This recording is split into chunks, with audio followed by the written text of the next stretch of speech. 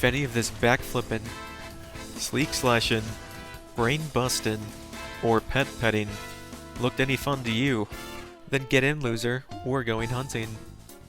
But first, a tale of how I was introduced to this world of monster huntering.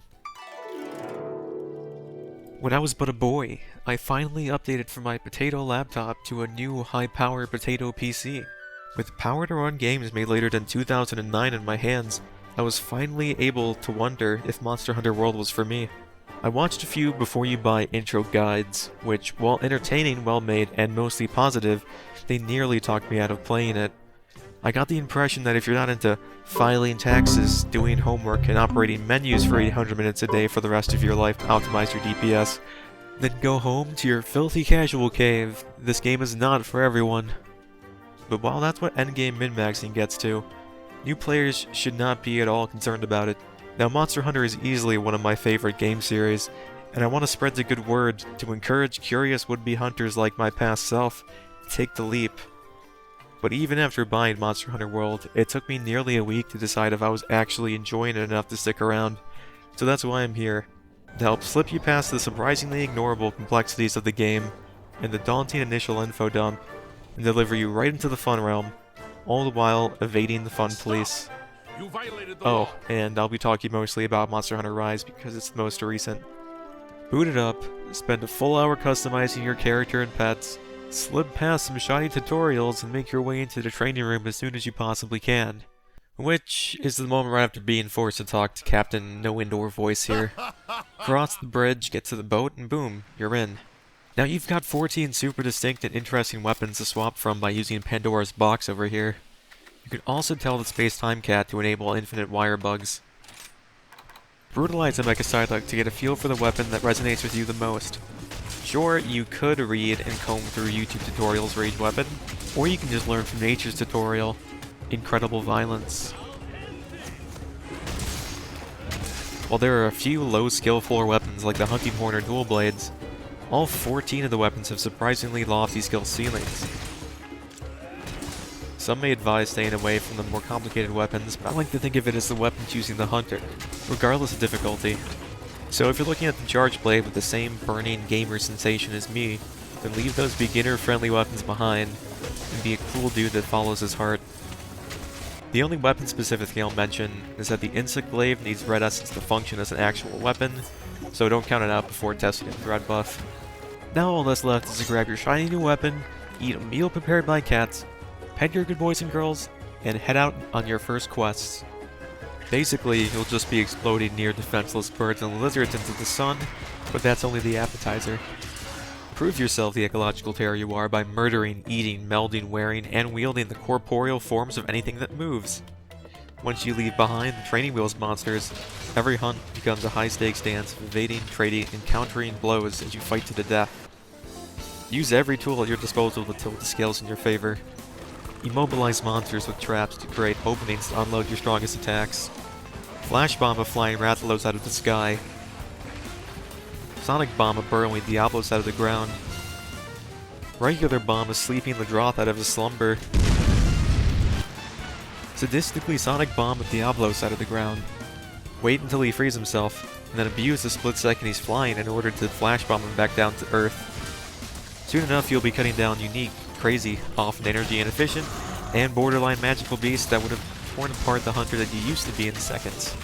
Challenge fearsome elder dragons that control the elements and leave feeling like a force of nature yourself after you finally conquer them.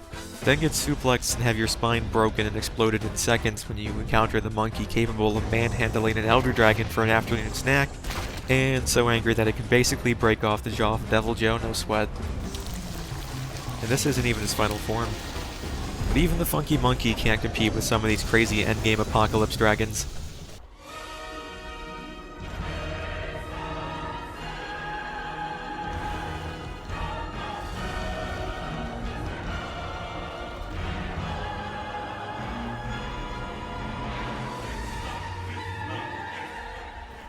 Historically, Monster Hunter has had atrocious in-game tutorials, which sets a high barrier of entry due to the sheer amount of learning that can be done, which can feel frustrating, and that it's too much like work and not enough like a game.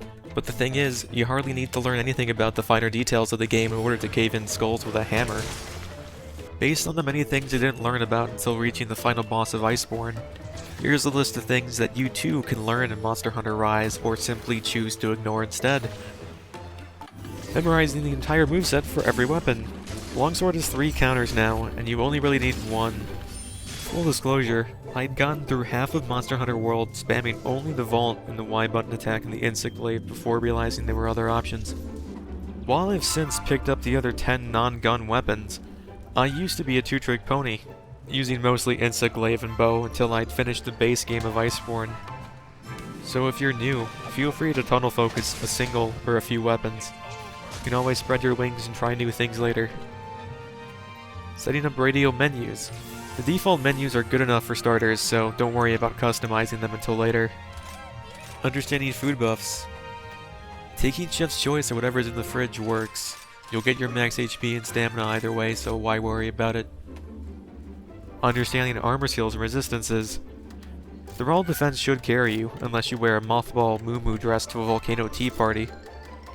Armor skills are normally self-explanatory, weapon-specific, or worthless, so feel free to put some fashion over function. Understanding status effects, I mean, look at it. It's working. It just works. Pet management. Why did Capcom give these guys so many things? They seem to know what they're doing. They're fine. Monster Hunter is essentially a game centered around preparing and hunting. While preparation is important, you can get away with largely ignoring it until you've decided to stay for the ride, after seeing how much fun the fights can be. Rise even has a free demo on Switch and PC. Monster Hunter is gorgeous. Simple, charming villages completely revolve around the hunt and support your hunter with anything you can need, from smithing armor to smithing obscene amounts of protein. Monster Hunter differs from a series like Devil May Cry in its resolve to design monsters in combat that is realistic in spite of its fantasy setting. Opting for excessively oversized weapons will slow the player down and leave them vulnerable when they commit to an attack. Likewise, the design team crafted each monster's biology realistically by making their forms follow their unique battle mechanics and behaviors.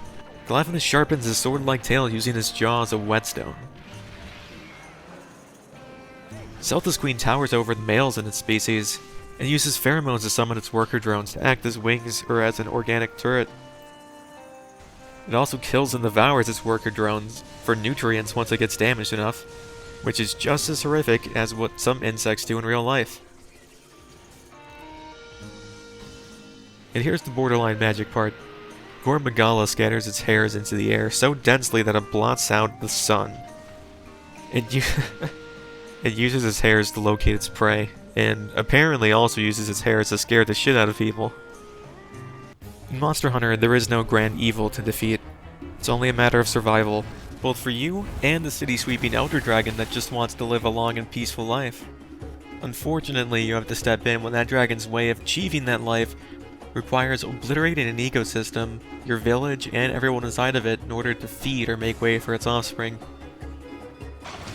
Using your limited technology.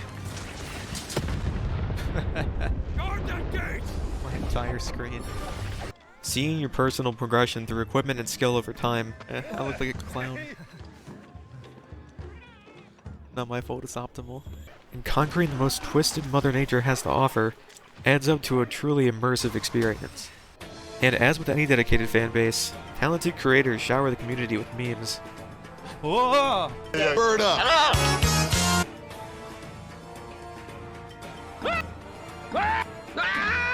We'll show them. We'll show all of them. While hunting alone is satisfying and fun, with your guildmates you can pull all sorts of shenanigans, like hunting a monster exclusively with your infinite kunai. These are the same guys that killed Fatalis. Yes. We know what we're doing. We're actually gonna fucking do this as well. I cannot believe this shit. This would be the longest hunt in my record. Never an option. Hey.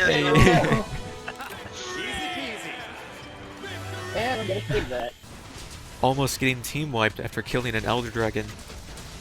Hey, look at Randy Orton slithering. Oh, watch out, watch out, watch out, watch out!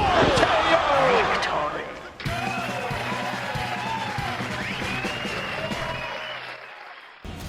Failing to honor even the most simple of requests. Try not to throw him into the cannons right now. Ah, you went very far away from that. I said not to do that. Teaching your teammates why they should have brought flinch free. Ah! I can't get a big bang off. me. I'm sorry. Or discovering a game mechanic's hidden purpose. How do I dash to this? Oh, it's already looping, okay. Oh, okay. Alright, well. Get him. Dog, let's go. Are you? Are you a frog? Now I'll address some frequently asked questions that new players or my past self might come into when deciding to take the leap. Do I need to play the old ones to get the story? Hell no. Punching dinosaurs is its own story. There's also almost no continuity between the different titles, so there's no sequence to break by playing them out of order. Can I play it with my friends the whole time? Yes, you can, but Monster Hunter World specifically makes you wait for your friends' cutscenes, which some people find annoying. Can I play it completely solo? Yes, that's actually what I do myself. It's up to you how you play it, but I prefer to hunt things solo first before going at it with a party. You know, prove yourself a conqueror before letting loose with your guildmates. In World and Rise, monster HP pools are scaled to the number of players, so a hunt with 4 players would give the monster 4 times its normal max health, and vice versa. You'd guess that was always the case, but GU and older make you work harder to solo in-game content. Is it permagrind? Not quite. There's a definite end to the game's content with the final bosses at the end of the Master Rank DLC in each game. I think that's for the best, because power creep and the endless monotonous grinding of your typical MMO can leave you pretty burnt out and void of having any fun.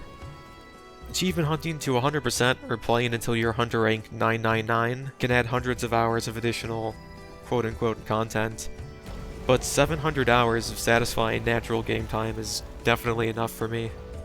Wait, 700 hours? How? Well, my passion for Monster Hunter World was all about variety and mastery. With 14 weapons to master, 71 large monsters to fight, and even more armor sets, skills, and weapons to build and test out, you can see how the creative and curious would get a lot of gameplay out of it. And World doesn't even have access to weapon moveset changes, like Rise's switch skills and GU's hunting styles. But even without all that room for customization, every hunt is different thanks to your improving skills and learning how to best fight specific monsters through experience. Fair warning, Monster Hunter World is not an easy game. It'll bowl you over unless you rise to the challenge. But if a bit of difficulty sparks your interest, you won't be disappointed with the Master Rank quests. Is Monster Hunter World still worth getting? Totally. It's an excellent introductory game that cuts out a lot of the old world jank in favor of new quality of life changes. Speaking of older titles, you might ask, which games are still playable? Basically, the last 3 released are up and running. Monster Hunter World is complete and fantastic, great for new players, still has a large and active player base, as well as access to tons of player-made PC mods. It also has some crazy crossover events, like hunting a Leshen from the Witcher series, or Final Fantasy's Behemoth. But a word of advice, don't use the Defender arm the game suggests you start with. It'll make you nigh invulnerable and enables you to cheese through the base game's content, until you inevitably get trashed in Master Rank where your skills actually need to be honed in order to stand a chance at succeeding. Rise is the new hotness and it's still getting constant updates. It has a huge variety in combat options, crazy movement mechanics, and is the most streamlined of the 3 in regards to quality of life features and time savers. It's also got the most enjoyable siege-type game mode with the Rampage. However, Rise is a bit on the easy side for veterans of the series. Monster Hunter Generations Ultimate. If you've played one or both of the others, and are still hungry for more, GU more than holds up. It has the largest catalog of monsters, a dedicated and very helpful player base, the best joke weapons, and the ability to play as a cat. A lot of the special moves in Monster Hunter Rise were even directly lifted from GU's Hunter arts. It's still got a lot of old world jank, old world graphics, and old world loading times, but it's still a really unique and fun title. Thanks for watching. I hope I've managed to present Monster Hunter in a way that convinces a few potential hunters to take up their arms and take a chance with this gem of a game series, just like I did. After all, this is essentially my pitch to convince my friends to play with me. I've got Twitch, YouTube, and Discord links in the description, but you can't end an introduction to Monster Hunter video without highlighting some of the fantastical monsters themselves that you'll grow to love, hate, and murder. So I'll leave you with a showcase of some of my favorite monsters with some of the series' staple, kick-ass soundtracks.